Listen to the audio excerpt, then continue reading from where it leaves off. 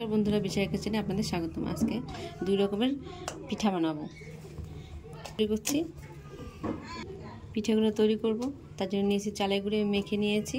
চালের গুঁড়ির সঙ্গে দিয়েছি কাজু বাদাম, কিশমিশ, কলা নিয়েছি। ভালো করে এটাকে মাখবো। মেখে 5 মিনিটের জন্য ঢাকা দিয়ে রাখবো।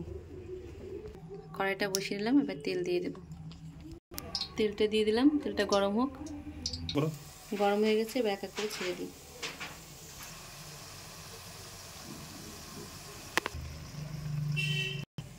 দেখুন বন্ধুরা, কত সুন্দর রেডি হয়ে গেছে দুই রকমের পিঠা, চান্দাসা পিঠা, বড়া পিঠা।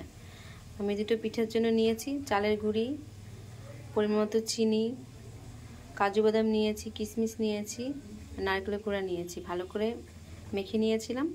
দেখুন কত সুন্দর হয়ে গেছে। এভাবে তৈরি করে নেবেন সুন্দর করে।